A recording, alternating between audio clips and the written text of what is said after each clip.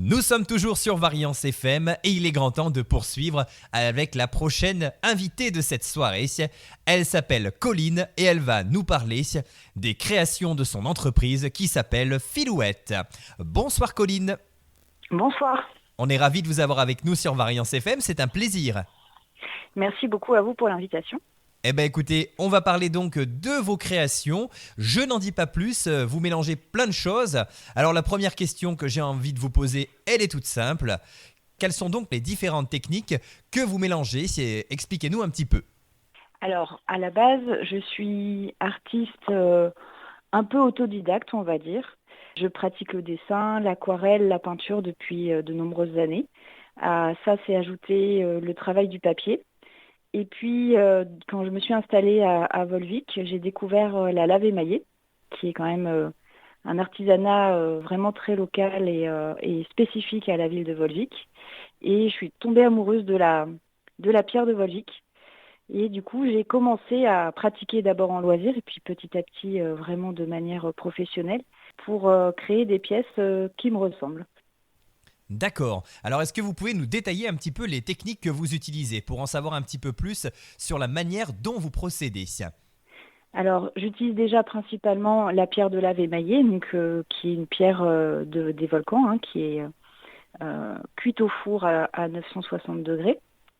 Cette pierre, elle a la particularité d'être très riche en silice, donc ça lui permet de supporter des hautes températures et surtout de fusionner avec les émaux et de créer des pièces uniques et, on va dire, inaltérables, hein, à part qu'elles peuvent casser évidemment, mais qui sont faites pour durer dans le temps. À cela, j'ajoute des pièces un peu plus fragiles, on va dire, entre guillemets, même si pour moi, ça reste très une notion très subtile. J'ajoute le papier, qui est effectivement un peu aux antipodes de la pierre de lave, puisque c'est beaucoup plus léger, beaucoup plus fin, beaucoup plus fragile. Et ce papier, je l'ajoute plutôt en découpe de papier. Pendant longtemps, j'ai fait beaucoup de pliage, d'origami, etc. Mais je me suis un petit peu lassée de cette technique-là, donc je suis plutôt restée sur la découpe de papier. Et ensuite, je pratique au quotidien, je dessine, je peins. Donc j'allie aussi surtout l'aquarelle. J'ai une préférence pour l'aquarelle et le dessin, le côté crayonné et ancré. Et donc j'essaye d'intégrer à la fois ce côté aquarelle dans mes laves et en même temps, j'ajoute aussi les découpes de papier qui peuvent soit s'intégrer à la pierre, soit continuer quelque chose qui se trouve dans la pierre, etc. D'accord. Et alors quelles sont les différentes catégories d'objets que vous fabriquez chez Filouette? Alors, je fabrique plein d'objets. C'est assez, je m'adapte en fait en vrai à mes envies d'abord du moment, parce que ça, en tant qu'artiste, on change aussi, donc du coup, on n'a pas toujours envie de faire les mêmes choses. Et puis aussi en fonction des envies de mes clients, parce que j'ai des demandes parfois pour lesquelles je m'adapte. Donc je fais quand même beaucoup de décoratifs, on va dire, c'est-à-dire des pièces qui sont plutôt destinées à décorer la maison. Et puis quelques objets pratiques, dont les arts de la table, donc ça va être des dessous de plat, des dessous de verre, des choses comme ça, des porte-bijoux, des porte-photos, des pièces qui sont plutôt liées à l'aspect pratique du quotidien. L'idée, c'est que ces pièces-là, elles puissent vivre et pas seulement rester sur un mur et attendre que le temps passe, entre guillemets. Et puis après, je vais faire des choses un peu plus spécifiques, c'est-à-dire que là, c'est vraiment à la demande de chacun, soit des commandes personnalisées, simplement pour faire des numéros de maison, mais ça peut être aussi pour du funéraire, ça peut être aussi pour des logos d'entreprise, des choses, des cadeaux à offrir. Donc c'est très très varié. La seule chose, c'est que je suis limitée par la taille de mon four, donc en général, je ne vais pas plus loin que du A3. C'est ma limite. Mais sinon, je peux tout faire, même du très petit. D'accord. Alors vous l'avez dit tout à l'heure, vous cherchez à associer parfois certaines de vos techniques, notamment le papier et la pierre. Est-ce que ce n'est pas trop difficile de temps en temps? Parce que forcément, ces deux matières n'ont pas du tout les mêmes propriétés et c'est vrai qu'on en a une qui est plutôt lourde, l'autre qui est plutôt légère. Du coup, ça doit coincer un petit peu de temps en temps. Alors, ça m'a posé plein de questions un peu techniques, mais c'était vraiment une envie d'associer ces deux matières qui me tenaient à cœur, puis qui faisaient un peu une sorte de signature de mon travail. J'ai des séries de cadres en fait que je fais où là j'ai vraiment un dessin dans la pierre de lave qui continue ensuite dans la découpe de papier. Alors c'est assez surprenant parce que souvent les gens me disent mais c'est dessiné autour en fait. Je dis, non non, c'est vraiment de la découpe de papier, donc ça s'intègre complètement en fait à l'ensemble. Après, d'un point de vue effectivement technique, je suis limitée dans la construction, c'est-à-dire que le papier, je peux le rigidifier avec de la résine ou en le vernissant, mais il aura moins cette notion inaltérable que la pierre de lave. Donc, par exemple, pour des objets plutôt pratiques du quotidien, c'est pas forcément une association que je fais parce que il y aura forcément l'une des deux matières, et en particulier papier, qui risque de s'altérer plus rapidement que la pierre de lave. Donc, je privilégie plutôt les créations décoratives pour associer la pierre et le papier. Et là, c'est un mariage qui fonctionne assez bien puisque les deux se fusionnent, entre guillemets. Alors, j'aime bien utiliser ce mot-là parce que ça rappelle la fusion de la pierre et des émaux dans le four. Mais ça fusionne vraiment bien et ça dure beaucoup plus dans le temps. Et en plus, on a parfois du mal à distinguer l'une ou l'autre. Donc, j'aime bien que ça crée la surprise quand les visiteurs viennent et qu'ils découvrent ça. Ils me disent, mais c'est pas possible, c'est vraiment du papier et de la pierre. Oui. Et alors, si vous deviez décrire votre univers, quels sont les mots que vous choisiriez? Je dirais que déjà, c'est en général assez poétique. J'aime bien qu'il y ait de la légèreté, des couleurs très douces, très naturelles aussi. Je m'inspire énormément de la nature environnante, hein, donc que ce soit la faune, la flore. J'ai fait des séries d'herbiers, par exemple, de plantes d'Auvergne, des oiseaux, des animaux. Du coup, je m'inspire beaucoup de la nature, donc je vais déjà reprendre aussi beaucoup les couleurs de la nature.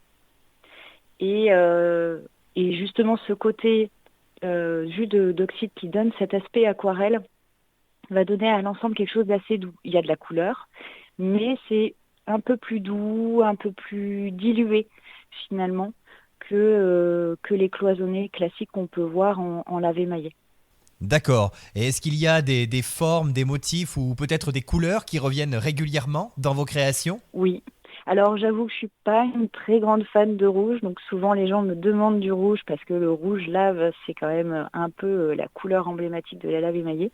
Donc je fais parfois l'effort de cet exercice-là, mais j'ai vraiment une préférence pour les bleus, les verts, un peu les orangés parce qu'effectivement dans la nature on a surtout à cette saison on a pas mal de belles couleurs orangées, brunes.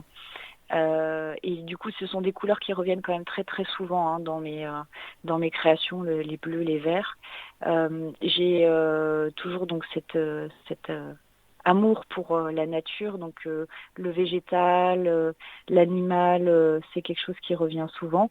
Je fais beaucoup de paysages, évidemment, puisque j'en peins énormément. Donc voilà, ce sont des choses qu'on retrouve souvent dans mes créations. D'accord. Alors là, on parle de vos créations qui vous sont propres depuis quelques minutes, mais vous faites également de la création personnalisée. Du coup, quelles sont les demandes de création les plus originales, celles qui vous ont le plus marqué, que vous avez pu avoir depuis que vous vous êtes lancé? Alors, dans les créations très originales, alors j'ai eu la chance de faire une grande plaque de signalétique pour une médiathèque, pour la médiathèque de Volvic. Ça, c'était un beau projet parce que c'était un peu un clin d'œil à mon ancien métier, puisque j'étais bibliothécaire avant. Donc ça m'a beaucoup touchée en fait de faire cette lave en particulier. Donc là, j'avais un logo, j'avais quelque chose de très précis, donc j'ai reproduit quelque chose sur la lave. C'est pas pour l'aspect création, mais c'est plutôt pour l'écho que ça a fait à mon ancienne vie. Et le funéraire, c'est quelque chose qui me parle énormément. Donc j'ai régulièrement en fait des gens qui viennent me voir avec des projets vraiment très spécifiques et on prend vraiment le temps ensemble de définir ce que chacun veut sur sa plaque pour que ça soit le plus proche de la personnalité du défunt. Et j'ai fait comme ça des projets où j'ai vraiment créé sur mesure des dessins. Et à chaque fois, voilà, c'était un projet qui allait beaucoup plus loin que l'aspect créatif. C'était plus, c'est à chaque fois plus de l'accompagnement et de l'écoute et du respect. Donc c'est le genre de projet dans les projets personnalisés que j'aime particulièrement.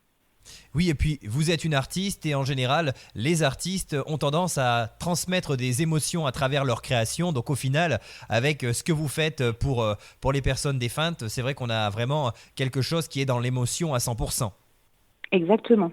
Alors après, oui, oui, ce sont des moments vraiment très particuliers, hein, où on prend vraiment le temps. Ça peut être pour certaines personnes, ça va très très vite. Pour d'autres personnes, on prend un peu plus le temps, on peut refaire le dessin, etc.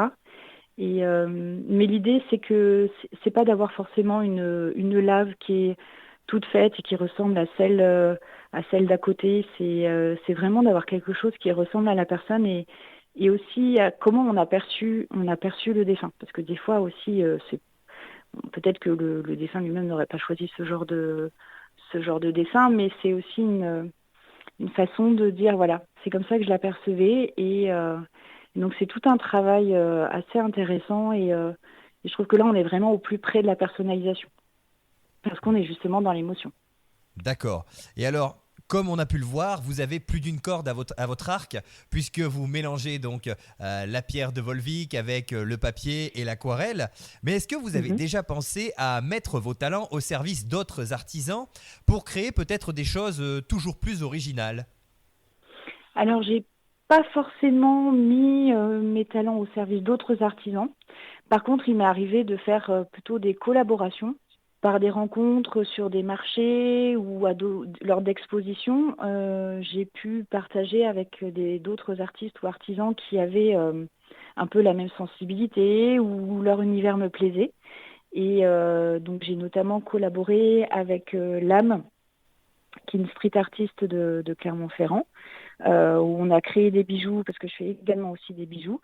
On a créé des bijoux ensemble et où on a allié un peu nos deux univers en une seule pièce. Donc c'était des collections assez limitées et donc je vais faire ce genre de choses. C'est-à-dire que si j'ai un coup de cœur pour un artiste ou pour un artisan, je vais lui proposer, s'il veut ou pas, de faire une petite série en commun.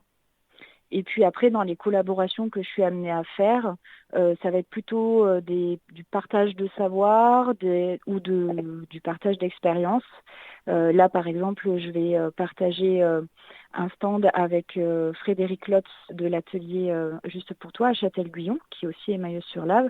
Et on est très complémentaires toutes les deux. On a l'habitude de travailler ensemble, on s'entend très bien. Et donc voilà, c'est le genre de collaboration que j'aime bien faire parce que du coup, on partage au-delà aussi de nos compétences, on partage aussi l'amitié et l'amour de notre travail. Donc c'est très important.